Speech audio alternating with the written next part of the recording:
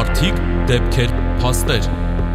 Ինչպես էր կայանում նորանկախ Հայաստանի Հանրապետությունը։ Քաղաքականություն, պատերազմ, հաղթանակ։ Ինչպես էր կերտվում անկախությունը։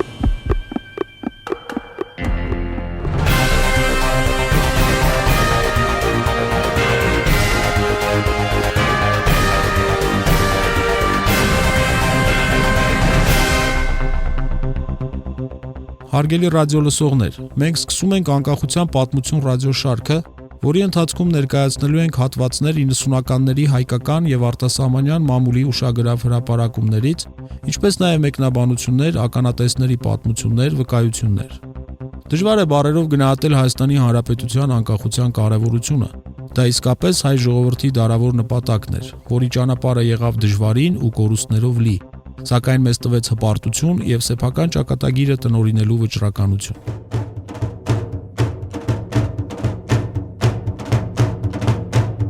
Անկախության առաջին տարիներն ուղեկցվում էին ծանր շրջափակումով ու պատերազմով, ներքաղաքական բարդ ու հակասական զարգացումներով, համակարգային փոփոխություններով։ Այս գործընթացները բնականաբար արտացոլվում էին հայկական մամուլում, որը նույնպես անցնում էր կայացման դժվարին ճանապարհը։ Անկախության պատմություն հաղորդման ընթացքում մենք զրուցելու ենք անցյալի իրադարձությունների մասին, որոնք շատ դեպքերում չեն կորցրել արդիականությունը եւ հաճախ ուղղակիորեն առնչվում են մեր այսօրվա կյանքին։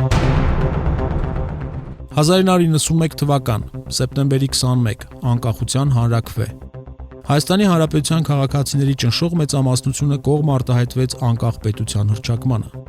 Հայաստանի առջև ծառացած էին տնտեսական ու քաղաքական բարդ խնդիրներ։ Նախկին պլանային տնտեսության համակարգը դադարեց գործել,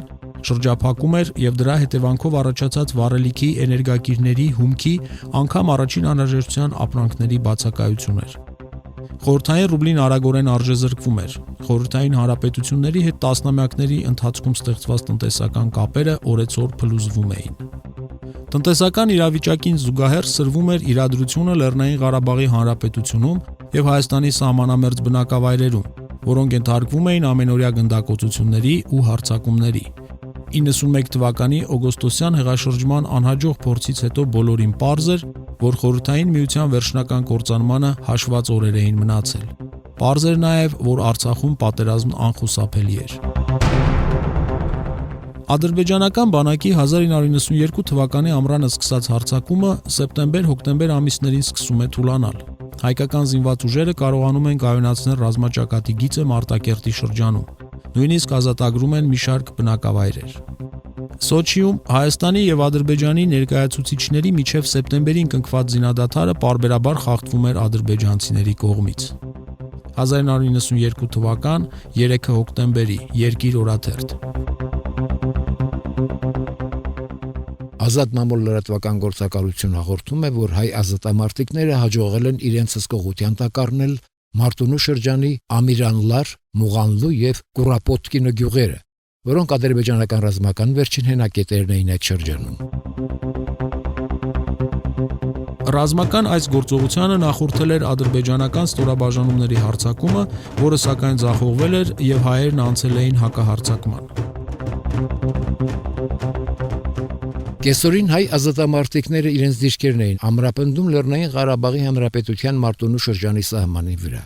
Ադրբեջանական բանակի այս հանգրվանները վնասազերծելուց հետո հայերի վերահսկողության տակ էին անցել Մարտունու շրջանի լավագույն վայրելահողերը, որոնք 2 տարի շարունակ օգտագործվում էին Ադրբեջանի կողմից։ Թշնամու կողմից կա 10-ից ավելի սպանված։ Հայկական կողմից զոհվել են 2 ազատամարտիկ, կան մի քանի վիրավորներ։ Ադրբեջանական բանակի մյուս թիրախը Լաչինի միջանցքն էր, որը մշտապես ենթարկվում էր հրետակոծության ու հարձակումների։ Չնայած հակառակորդի գերակշիռ ուժերի հարվածներին, հայ ազատամարտիկները հաջողությամբ հետ էին շպրտում մարդասիրական միջանցքի վրա կատարված հարձակումները։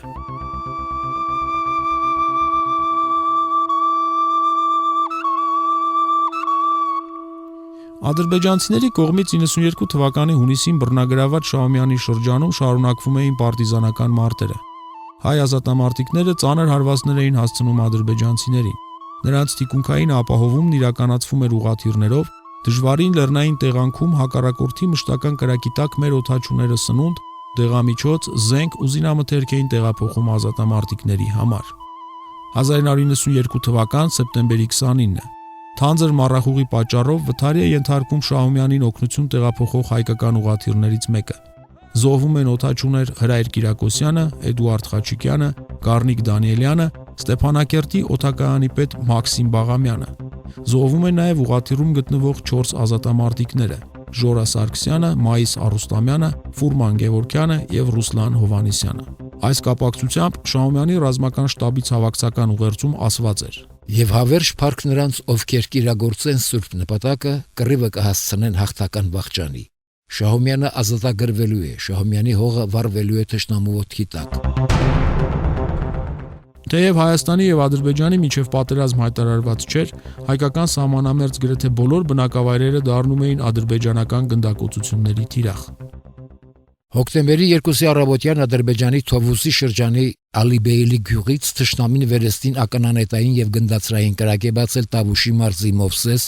ներքին Կարմիրախյուր, Այգեպար գյուղերի պաշտպանական դիրքերի վրա։ Հայաստանի ներքաղաքական կյանքը եւս հագեցած էր ուշագրավ զարգացումներով։ 1992 թվական սեպտեմբերի 29-ը Հայաստանի Հանրապետության առաջին արտգործնախարար Ռաֆի Հովանեսյանը Reuters-ի թղթակցի հետ զրույցում քննադատում է ԱՄՆ-ի նախագահ Բուշի քաղաքականությունը Լեռնային Ղարաբաղի հարցում։ Իմ բնութագրումով Բուշի վարչամեքենայի քաղաքականությունը վերջին ամիսներին միայն արհեստականորեն է չեզոք, ասել էր Ռաֆի Հովանեսյանը։ Արտգործնախարարի այս հայտարարությունը դառնում է նրա եւ նախագահ Լևոն Տեր-Պետրոսյանի տարաձայնությունների պատճառ, որն էլ կարճ ժամանակ անց հանգեցնում է Հովանեսյանի պաշտոնանկությանը։ Ամերիկայի Միացյալ Նահանգների նախագահ Բուշի հասցեին ուղղված Հայաստանի արտգործնախարար Ռաֆի Հովանեսյանի քննադատությունները ես համարում եմ սխալ, հայտարարում է Լևոն Տեր-Պետրոսյանի խորհրդական Վահան Փափազյանը։ Իսկ նախագահի մամլոյցարայության փոխպատասխանատու Արամ Աբրահամյանն էլ նկատել էր, թե կարող են լինել դեպքեր, երբ արտաքին քաղաքականության այս կամ այն խնդրի շուրջ արտգործնախարարը իր տեսակետն ունենա, իսկ նախագահ Լևոն Տեր-Պետրոսյանն իր։ Հայաստանի տնտեսական եւ քաղաքական իրավիճակը բարդանում էր նաեւ վրաց-աբխազական պատերազմի պատճառով։ Աբխազիայում բնակվում էին զգալի թվով հայեր, որոնք պատերազմի պատճառով հայտնվել էին բարդ եւ վտանգավոր իրադրության մեջ։ 1992 թվականի հոկտեմբերին շարունակվում էին ռազմական գործողությունները վրաց-աբխազական հակամարտության բոլոր ճակատներում։ Աբխազիայի Գերագույն խորհրդի մամուլի ծառայության տվյալներով հոկտեմբերի 1-ին Գագրայի շրջանում Աբխազիայի ժողովրդական աշխարհազորը 3 կիլոմետր առաջ է շարժվել դեպի պետխորհրդի զորքերի պաշտպանության խորքը, գրավելով Կոլխիդա գյուղը։ Բախումների ընթացքում զոհվել են աբխազ 14 աշխարհազորայիններ, վիրավորվել 35-ը։ Պետխորհրդի զորքերի կողմից կորուստները տասնյակներով են հաշվում։ Գագրայի վրա գրոհ խուճապ է առաջացրել քաղաքում։ Հազարավոր խաղաղ բնակիչներ եւ վրաց զինծառայողներ աբխազական կողմի վկայությամբ շարժվել են դեպի ռուսաստանյան սահմանը, որտեղ նրանց դիմավորել են պետխորհրդի զորքի արգելափակի ջոկատները։ Լեսելիձե ավանի շրջանում խոշոր ընթարում է տեղի ունեցել նահանջողների եւ արգելափակի ջոկատների միջև։ Կան զոհեր։